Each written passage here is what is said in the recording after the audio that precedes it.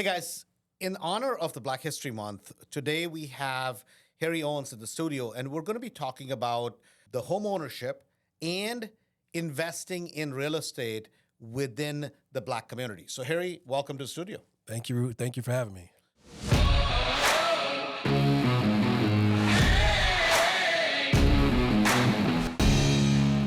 So, Harry, let's kind of jump right into it, right? Okay. And sometimes people don't want to talk about this. So, oh my God, what is the reaction I'm going to get, Mm-hmm. right?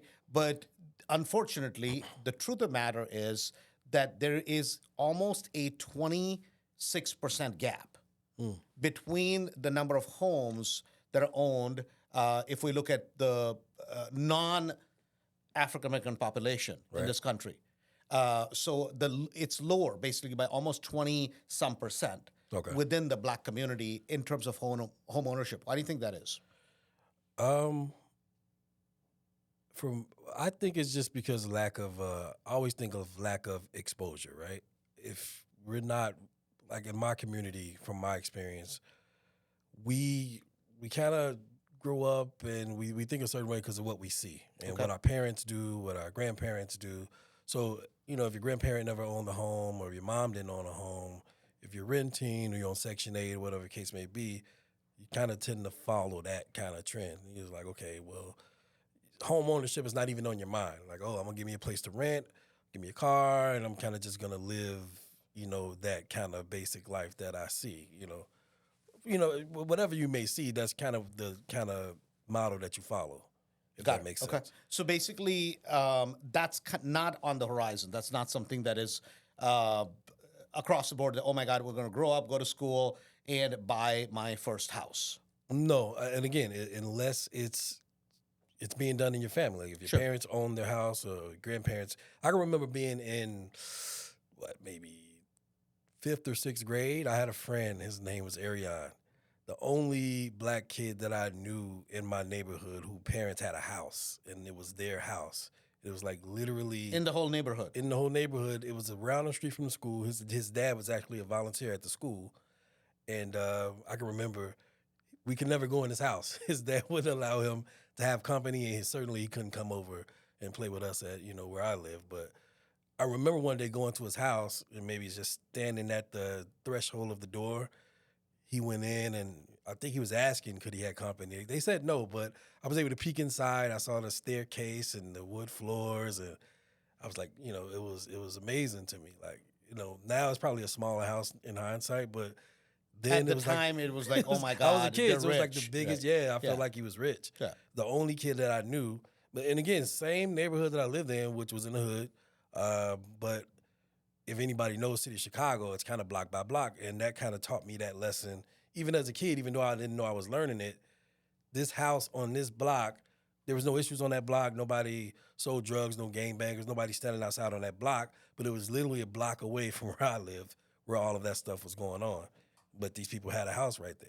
Got it. Yeah. So, what about investing, right? Because I mean, today, as we do so many of these real estate events, right? Mm-hmm. You see, I mean, even in the last 10 years, I've seen now more and more and more people in the Black community are coming out, right? At least that hunger and that desire is there. Mm-hmm. Yet, some of the Black neighborhoods, no different than the Latino neighborhoods, right, have tremendous opportunity. And I'm not talking about the hood, right? I'm not talking about the hood. I'm talking about where you have a predominant African American community, Okay. right? And it's in all big cities. It doesn't matter if it's Atlanta, Philly, Yeah. right? That there is a tremendous amount of opportunity there. Okay. But yet the number of Black investors is still low compared to what it should be.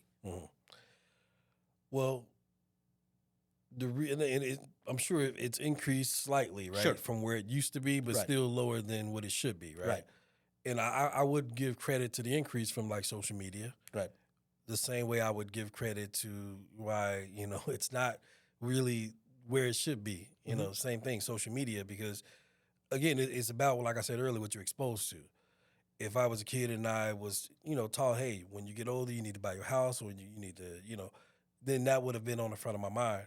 Now, the beauty about social media is you can actually go on there, and if you're following the right stuff, you will see, and you can kind of go to networking events and learn about real estate investing, or whatever else you want to learn about. But again, that's the downside of it too. If you're following the wrong stuff, if you end up going down the wrong path. You're going to get bombarded with all the negative stuff. Absolutely. Right. So let me kind of turn the conversation, right? I mean, because genuinely we wanted to do this regarding Black History Month, Okay. right? And there's a reason why it's there. Some people will look at the negative connotation, right? I believe we should look at the positive connotation, right? What is good, right? And I know you shy away from this. We start, which is you have. I mean, I would say in the last 2-3 years. I mean, if I roll the call back 2, 3, 4 years ago, you had 0 properties, Correct. right? And now you have some, Right. right? You're in a much better place financially, right? Yeah. So if I kind of take you as somebody as a part of the community, why are you so gun shy to talk about this stuff? Well, honestly, And I want you to be, because this is something people don't want to talk about, yeah. right? Why? One of the things is I just still don't feel as confident about, I mean, I'm confident about real estate now that I'm learning it. Sure. But as far as historically what happened and what's the whole, that kind of stuff, I don't really have a grasp on. So I don't Sure. like to really speak on stuff that I don't want to, No, but even your real estate, because Yeah. I mean, so let me take a step back, Right. right? Where did you grow up? I grew up on the west side of Chicago, Austin area, Garfield Park area, which is, considered A, the hood. B, C, or D neighborhood? D neighborhood from what I've learned, yeah. D, right? D. I mean, so like there were certainly gangs, drug activity, all Drugs, kinds of gangs, stuff. yeah, for high crime for sure. And one day we were talking about this, like, because obviously I come from an Indian background, right? So my exposure is different. I was very fortunate in that way that, right, both parents very well educated. I was very, very blessed, right? And it gives you a better start in life, no question about it, right?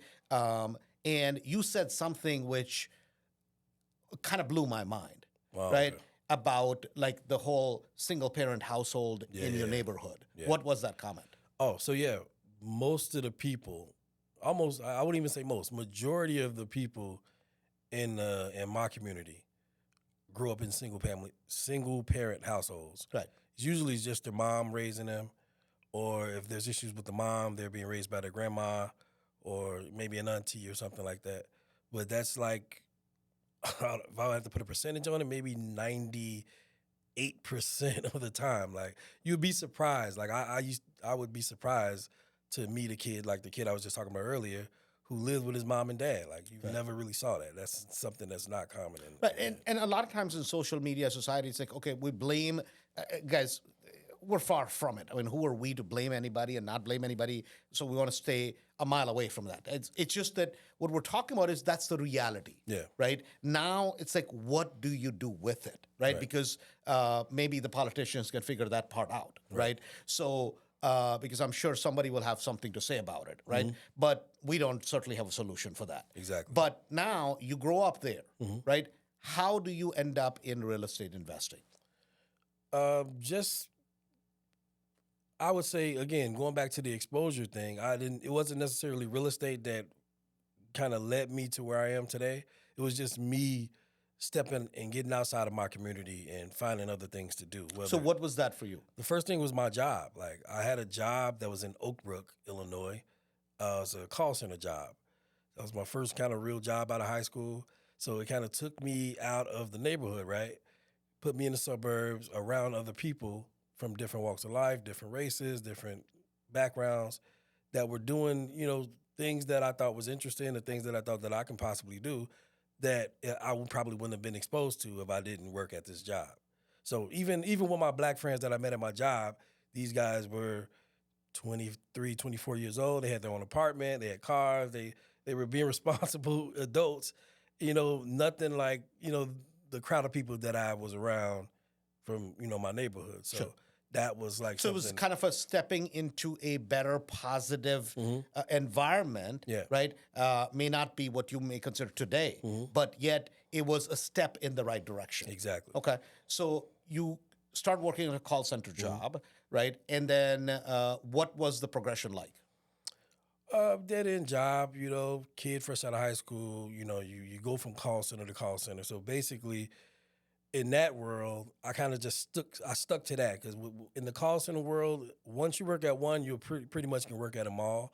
So I left one and go to another. You see the same people, but sometimes the money gets a little better and opportunities get better. You meet different people, but just again gaining those friends that I've gained. Actually, the friend that I gained from that very first call center job introduced me to a crowd of friends that he grew up with.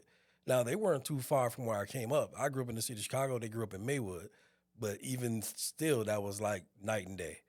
But with this guy and his friends, they mom and dad at home. His dad has a construction company, has real estate. And obviously, he ended up going to college, started getting into construction, he was a carpenter. He started buying real estate. But this guy now is my friend. I'm being introduced to this guy. I'm like, oh, you own properties? He owned properties in Bellwood. So I'm like, oh, so that's just kind of opened up my mind. Even though I still wasn't going after real estate, I was exposed to it. Got it. So it was kind of, I'm moving in the right direction, right? You're meeting people who are doing better. Exactly. Right? And a word of opportunity shows up. Right. Okay. So how did you come around us? So working at my job, I was kind of getting to a point in my life where I'm now in my mid-30s and early to mid-30s, and I'm thinking like I can't keep just working this is not going to cut it. Like I have a kid at this time, married at this time, and it's like if I want to live the type of life that I want to live, I'm going to have to either find a better job, get promoted here, or figure something out with my life. I need to figure out what I'm passionate about. So what I start doing is watching podcasts on my phone, social media, stuff like that. And I just happened to stumble across a guy that was talking about real estate investing. So that's kind of what got me started. And then, I was introduced about wholesaling. That's kind of what the guy was talking about. So I learned a little bit about wholesaling, not a lot. And then, but this guy was from out of town. He was from like Baltimore or something like that. But being here in Chicago, I was, I need to find the people that's here doing what this guy's talking about. So I started searching on my phone, and I came across Chicago RIA. Yeah. And that's when I came to one of the meetings downtown, and that's kind of why I didn't like meet you, like personally meet you, but saw you on stage, same way that we do the RIA meetings today, and you were talking real estate, and everything started to make sense to me. I'm like, okay, I felt something inside, like, okay, maybe this is it. Because again, I was in this place where I was looking for something that I was passionate about or something that I can kind of do with my life in my early to mid 30s. So you show up, right? And at the time you're doing some mailings, you're doing something. You by accident, just because you took action. Right. Right. And I truly believe that some people who are religious, they'll say, God helped me, which is great, right? Their religion, whatever it is. But I genuinely feel that, a higher power, when you start working towards something, sometimes kind of blesses you, whatever you want to call it, right? If you're consistent, sometimes it takes a little bit, Right. but there are opportunities that get sprinkled, right? And the question becomes is, do I know how to grab onto them? Exactly. And do I grab onto the wrong opportunity or the right opportunity? And you've had both, right? You've had kind of both of those. Oh, yeah. As this has happened. Your first wholesale deal that you did, right? And we laugh about it today. Right. But at the time, how much did you make on that? I made $5,000 on the first $5,000, right? Would you consider that good money on a wholesale today? Today, no. Absolutely not. Today, I would have kept the property, but if I was going to wholesale that property today, I would have had to at least make $10,000. At least. I think that was a property marketed correctly. You could have made $15,000 to $20,000 easily. right? Yeah. Okay, but you don't know what you don't know, right? And this is what I want to kind of point out is this is an attitude issue. We grow up where we grow up. Unfortunately, you can blame the world. It ain't going to change. Right. It's just, it is what it is, right? It's not the set of circumstances. It's what do you do with it? Exactly. Some people get a better end of the stick. Some people don't, right? But the problem is nobody cares, right? Oh, man. Nobody I say gives that a damn. all the time. Right? That's my biggest thing. Nobody cares. And that's kind of how I live my life. Right. Yeah. I mean, are there systematic things or is there whatever that's going on in the world? yeah, those things go on, Sure. but what can you do about it, right? Right. Can you physically stop it from happening? No. More than likely, no. No. So control what you can control, and And do better in your do life, better in your right? life. Yeah, because nobody really cares at the Right. end of the day. And I mean this sincerely, guys. Listen, that however you may feel, whatever your political belief is, if you can't make it in America, for God's sake, don't go anywhere else. I mean, you're screwed. I'm telling you this. Yeah. That with all the issues we have, with all the problems we have, right? No, we're not perfect and far from it. But believe me, it doesn't get much better than here. Right. Right? Go live somewhere for a little bit and not just go take on vacation. This is pretty damn good. And that's why people give up their lives to come to this country. With all our, we're not perfect, but this is pretty damn good. So if you can't make it in America, don't go anywhere else. I mean, for me, being black, right, I experienced the same things that all black people experience, right? But again, if I can't control something, I'm not going to let it. I don't get too wrapped up in the emotion of stuff. You hear certain words that people are not supposed to say, or things that you see happen, prejudice, whatever. Everybody has a little prejudice, that's fine, but I don't let that emotionally check me out, if that makes sense, because I think that's what the problem is. Once you get too wrapped up in something like that emotionally, then you're losing track. You're losing track of what the actual important goal is try to better your life, and then that way you can make people's life better that's around you, whether it's family, friends, or whatever. You can kind of show them a different way. But if you get too wrapped up into all the stuff that you can't control, then you're going to be stagnant. Right. And so you step out of that environment, right? You start getting around us. And it's like to own 5, 10, 15, 20, 30 rentals is no big deal. Right. And you do your first wholesale, you do your second wholesale, you do 2 or 3 wholesales. Right. And at the same time, you got exposed to another group of people. They're like, hey, man, Harry, the Andrew, he doesn't want to do properties in the hood. Right. So, yeah, this is, I won't say any names, but a friend of mine that I went to school with was in that particular group with this guy, right? And I saw, again, social media, following my ex classmate. I see him doing flips. He's posting these houses. They're beautiful houses, too. South side of Chicago, bungalows. I'm talking about they breaking them down to the studs and changing the floor plans and the layout. I'm like, oh, I need to get into. And then, I was It's exciting. Exactly, it's exciting. I'm just learning about real estate, and there's somebody that I know that's actually doing it. So I reach out to him. He told me about the guy, gave me the guy's number or whatever. So I reach out and I go take the class or whatever, and but that's when. And again, I had just actually joined Mastery at the time too. So I kind of was like, oh, real estate crazy. Like, I'm in Mastery. I'm going to do this too. And the reason I actually joined that one, it was, one, because my friend was doing it. Sure. 2, I felt like, okay, maybe there's some pockets outside of Chicago that I need to learn. This guy seems to have a hang of it because this is where he invests. So I'll go learn that and kind of take it back. And, But yeah, when I got there and once we got past the class and it was time to actually invest, buy properties, it was like, okay, there's a couple things you can do. You can buy your own property, renovate it yourself, or you can partner with us. 70-30 split, 70 your way, 30 his way. He'll be the GC. They'll actually be the agent to flip the property. They'll fund the property for you. They have all the, everything, all the bells and whistles. And I'm like, I just joined Mastery. I'm not sure if you heard of it. I'm telling the guy, like, I'm not sure if you heard of Andrew Holmes Mastery, but I just joined that group, and they have private money lenders. So if I find a property, I got funding for the property already. That's no problem. Oh, no. It was the guy like, no, we only use, I only use my own, lenders or whatever the case may be. And plus, if they found out about it, if Andrew found out about it, he won't. Yeah, he's not going to invest in these areas and stuff like that. So I did find that kind of like, whatever, but okay. We'll see. No, and my point always has been is that, I mean, unfortunately, right? And it just, the whole thing blew up, It did. right, in their face because it was just done in an extremely unethical manner. Correct. Right? And it's feeding into that need of people that, oh my God, I'm going to take my neighborhood, I'm going to make it beautiful. And it sounds great, right? The face of it, it sounds, oh my God, I'm going to, change one house at a time. And you do one property, the news media will come, oh my God, this person's making a difference. He's the next developer. And guess what happens? Look at that story 2-3 years later, and it blows up, right? You can't go suddenly from a zero to a hero, right? There's a building stage, and that step by step by step is how you have to build, right? That you can't go be redeveloping a property. Take good, decent quality areas, and some of the greatest opportunity, I believe, is in a lot of the neighborhoods where you have a predominant African-American population, because a lot of these properties are bought with 3.5% down, right? But yet the crime rate is not crazy. It's going to be a little bit tick higher, sure.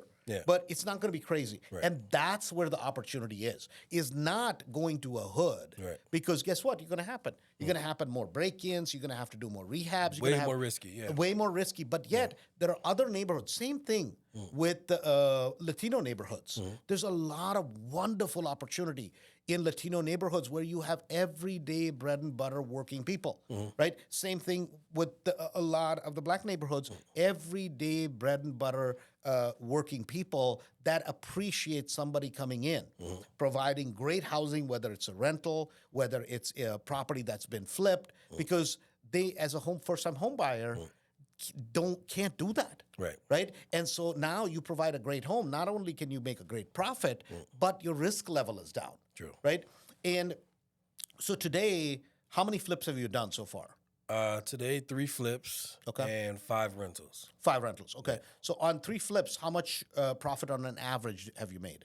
Man, on average, the real estate guys has been nice to me so far. Knock on wood, there's no wood around, but on average, I'll say I've made about a good $70,000 per flip. Yeah. Okay. Now, these are not big properties. No. Simple, small, basic bread and butter rehabs, right? You're not doing, I'm going to tear down a second story or build a second story or anything of that sort. Barely opening any walls, just slapping some paint, putting some floor down, maybe changing some windows if needed. I haven't changed the roof yet on any of my flips. I haven't changed the furnace. So maybe I'll slap a new water heater in its old, but nothing major at all. Because the money is made in simple, basic things. Spend 80% of your time finding a good deal. And then 20% rehabbing it. Most people are taught, especially within the black neighborhoods, that, oh man, you're gonna buy a junker house and then you're gonna make it fabulous. And that's the hard way to do real estate. The easier way is spend more time finding the right deal. And then by right deal, meaning it doesn't require as much work. Right? So now it's been, if a lot of people from the outside look at it, they're like, man, he's got 5 rentals, blah, blah, right? I mean, are you rich? Not even close to being rich. No. And then again, you touched on it a little bit earlier about mastery, right? My 5 rentals is, it's a drop in the bucket compared to the average person in mastery. But again, going back to that emotion that I talked about earlier, not getting tied up in emotions about who's doing what or who said what, I can easily be feeling down on myself like, I only have 5 rentals. This guy that just joined, actually, I was talking to a guy who joined Mastery last year, and when I told him I had 5 rentals, he said, I just bought 5 rentals this year already. But I didn't let that bother me. It was like, okay, you're probably in a different kind of situation than I was in. And that's fine. I'm okay with at the pace that I'm going. You can't try to compete with people. Number one, that is that one thing, which is you can't, because you have no idea what his rentals are. Exactly. They may be great, they may not be so great. Who knows, and who cares? And who cares, right? exactly. He's not buying food on your table, right? And so mind your own damn business, and hey, bro, I'm happy for you, but I'm going to run my own race. It's and not that's a competition. Right? And that is it, period. Because otherwise, it'll just burn you. Yeah, right? You get yourself in trouble trying to keep up with somebody doing something that you're probably not in a position to do yet. But we kid about it all the time, right? And I'm like, hey, Harry, man, you said something one day, which I was like, I found it kind of amusing, but it was not. That when you talk to people outside, right? A lot of people hear the interview, they're like, oh, yeah, man, he must be killing it, and it's this, it's that. And that's not the reality. The reality is, hey, man, I have 5 rentals, how much does that make every single month? net cash flow. Net cash flow about $2,500. $2,500, Yeah. right? Now, for somebody who has zero or negatives, 2,500, they're like, man, guys, listen, that's not rich. Is he better off than he was 3-4 years ago? Yes. Hopefully, another 2-3 years, maybe that's up to maybe that's up to 5,000. Maybe that's but when you see the end result, by the time 10, 15, 20 years down the road, and suddenly it's 15 or 20,000, like, hey man, you must have been lucky, right? You got it the right place. But you get those calls. Oh yeah. Right? I get those messages, those calls, Because if any time, and this is where we're talking about, like, a lot of times the people within the community, within the Black community, they're the ones that are pulling you down at times. Yeah. Right? Crab in a barrel. Because a lot of times it's kind of that, what did you say? Crab in a barrel effect is what they call Right. it. Crab in a barrel effect. And it happens. And why do you think that is? I actually don't know. Maybe it's an ego thing. Maybe it's self-esteem. I don't know what it is, but a lot of people just don't want to see you doing better than them, or supposedly. Again, they might be assuming that you're doing better than them because of what they assume from the outside looking in, and they don't like it. Right. So, they got to find a way to kind of bring you back down to where they feel that level of comfort is for them. Like, okay, when we both are, let's just say, in the same position, we both, two Black guys or whatever, two Black people in the same position financially, working the same job or living in the same neighborhood, it's cool. We can relate to each other. Or sometimes the crab in the barrel is funny because that same person, if they were doing better than you, would look down on you. Right, exactly. Exactly. That's the funny part about it. So it just depends on the person. Right. No, and reason I say that is, guys, listen, we have all, including me, right, at times we look at somebody and we feel that tinge of jealousy, that tinge of thing, oh, why is that person? I'm smarter. And guys, listen, we all feel that. That's a human feeling, right? That's called human. Who hasn't looked at the person next to you at a stoplight, goes, son of a bitch, right? Man, that's a nice car. I mean, look at the girl. He's like, for guys, but right? why not let look that at this, motivate look at you instead right? of- And we all feel that. That's called being human. But yet, listen, we are who we are. You are where you are in your place in life. If you feel you should be, the goal should be is to be not complacent, but contentment. Right. Contentment is like, hey, listen, this is where I am today.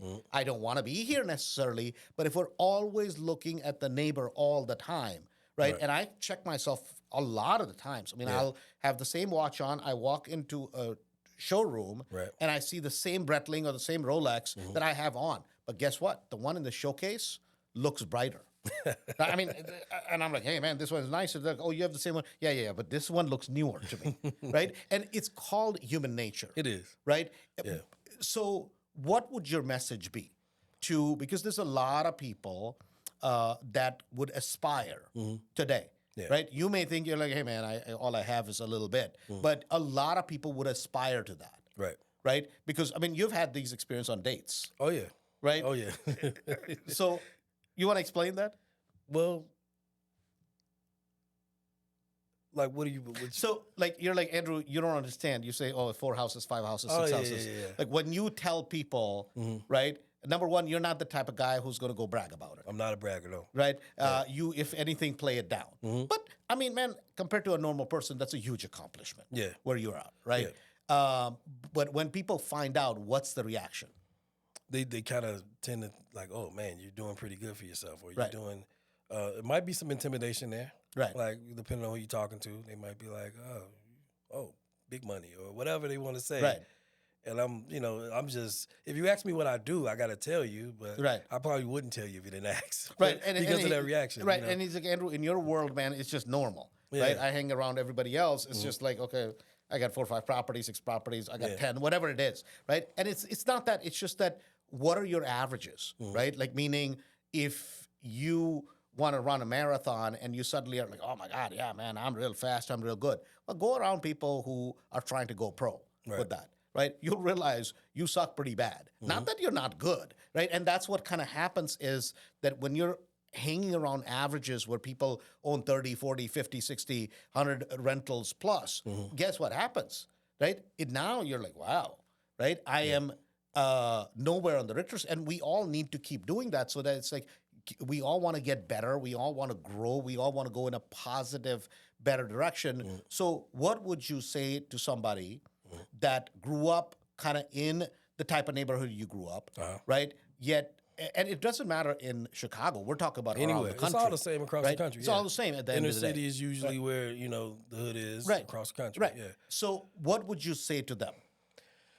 Like, as it relates to real estate, what should they be doing? You should definitely be getting around like-minded people. If you're going to follow anything, follow real estate investing. I think real estate is, I'm not the smartest guy. I don't know about other forms of investments, right? But I think, just from the little bit that I do know, real estate is probably more of a sure bet than any other form of investing. It's more solid.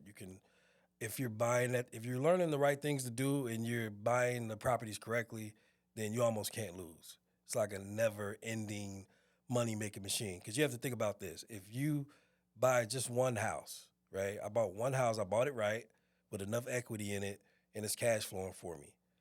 I can have that house for 10, 20, 30 years, 40 plus years. The house is paid off. Now my cash flow's increased. Oh, guess what? If I needed some money, lump sum of money for whatever, my kids going to college, guess what I can do? I can go refinance my house, put another mortgage on it, pull that equity out, and I can use that money to do whatever I wanted to do with it. Same thing if I needed to sell it. If it's paid off or if I paid it down enough and I run into hard times, I actually need to sell the property. That's another way I can make money. So it's like one of those things I wouldn't suggest selling it, just sticking to the refinance part of it, thinking about refinancing a house that you've paid off after 30 years. You're still going to cash flow on it. Your cash flow go back down to maybe $500 a month, but you're still making money on it even after you put a loan on it again. So when I learned that, like I can buy an asset that's going to just make me money all kinds of ways for all kinds of years, and I could pass it down. That's why I think real estate is the best. So I would say, yeah, if and it's the greatest equalizer. Oh yeah. Right, it doesn't care if where you're from, what your race, what your ethnicity, if you're tall, if you're chubby, if you're good looking, right? The opportunity available is equal, right? Now, when we come to it, we may not all be equal, meaning we all are in a different financial circumstance, right? Our credit scores may be different. So when I started investing, right, the opportunity that was offered to me, meaning real estate investing, was equal. Yeah. Yet I was not in a financial situation where I could take advantage of it at the level as I can today. Exactly. Right? And that's the difference that people have to realize is that, guys, nobody in this country can take an opportunity for you. Right? It is not equal. It's never going to be, because we are all born, raised with different circumstances, with different brain power, with different physical abilities, with different, talents. But yet the opportunity, as long as you give an equal opportunity to me, now it's up to me.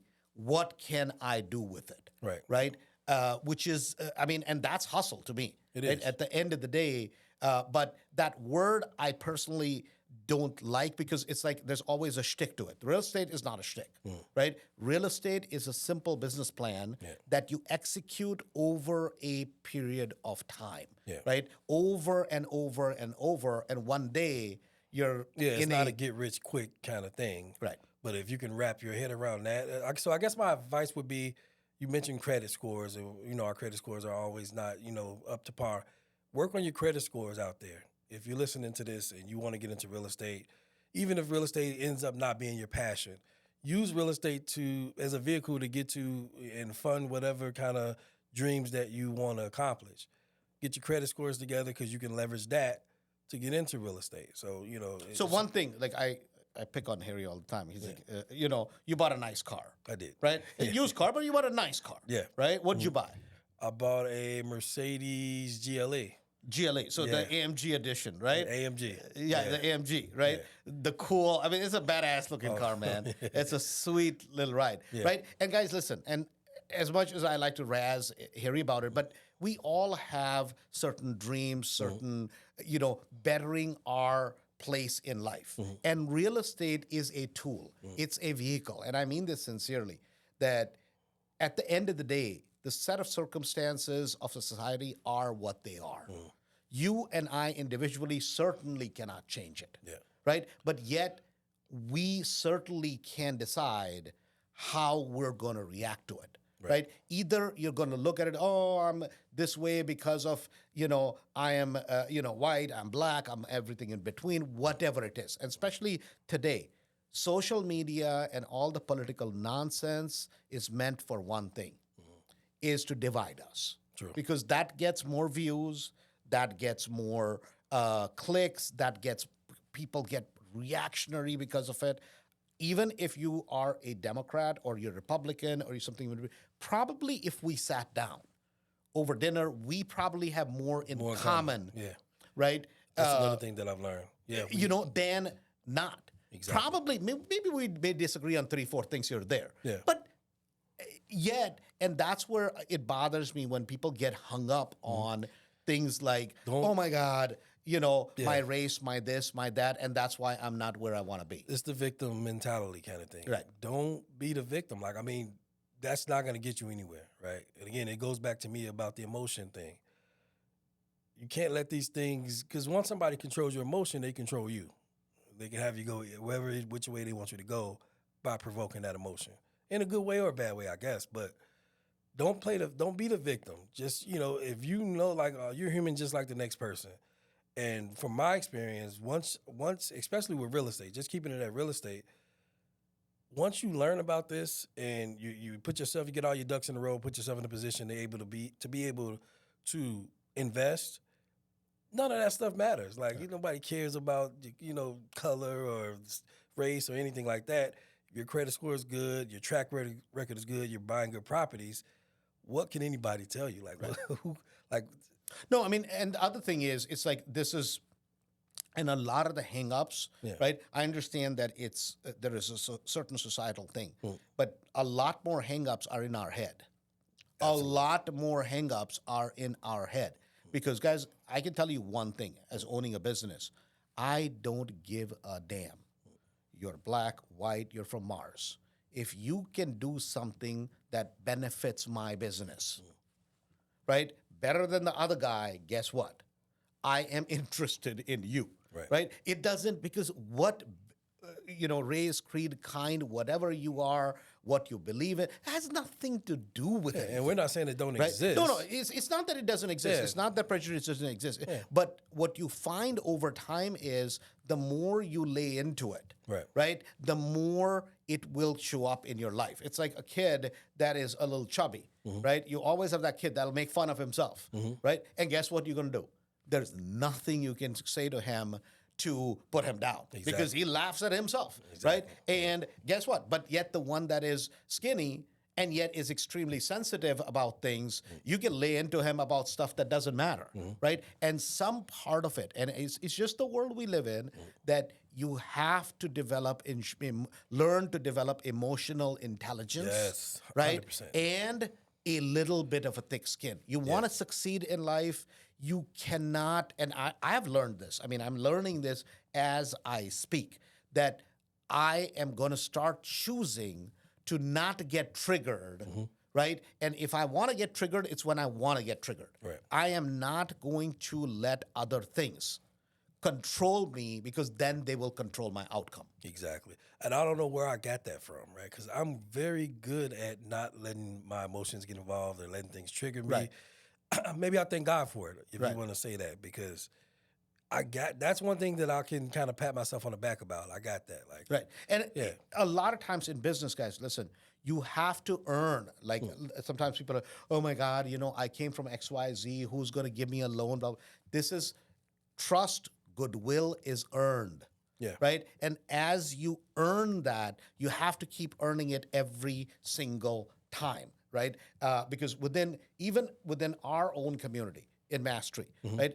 Here he comes along. As a brand new investor. Nobody knows you. Right. Nobody's looking, oh my God, he's a black guy. That's not how normal human beings, that's not how people look at people. They look at it, oh my God, today people will line up to give a loan to Harry. Why? he has a proven record. Right. He has had to build that track record by doing small things, then taking a little bit bigger thing and gradually growing. Is he wonderfully successful today? I don't think so. But is he 10 times better off than where he started? 100%. And just to touch on that a little bit, if you're a person that thinks that way, right, learn to put yourself in other people's shoes. That's all you have to do, because even me being a black guy, right, if I was a lender in Mastery, I don't care what new person rolled in off the street, white, black, green, they want to borrow $250,000, they never did an investment before, properties in a not so great area, I'm probably gonna have some pushback on that Right. too. Like, just like I think any logical thinking person would. You should. Right? Yeah, so that's kind of And that's what it is, that guys just understand. Set of circumstances we grow up with are set of circumstances, right? If you had it good, God bless you. If you didn't have it good, God still bless you, because nobody can do anything about it. You're gonna have to overcome a little bit more than somebody who had it good. That's just how it is, right? And to complain about it, cry about it, ain't gonna help you. You gotta have a good attitude. You gotta put your head down, and you gotta go to work, right? Having said that, there's one belief I've always had, and I appreciate Harry practicing that, which is that if you take care of real estate for the first 5 years, real estate will take care of you for the rest of your life. Meaning, if you buy some properties, put them aside, let them get stabilized, and let them grow. For the rest of your life, those properties will take care of you. If you want to join the community, go to andrewholmesrealestate.com. Please like, share, help us grow. And let's, by honoring this month, is by bettering your future. You're listening to Andrew Holmes with Cashflow for Life. Talk to you soon.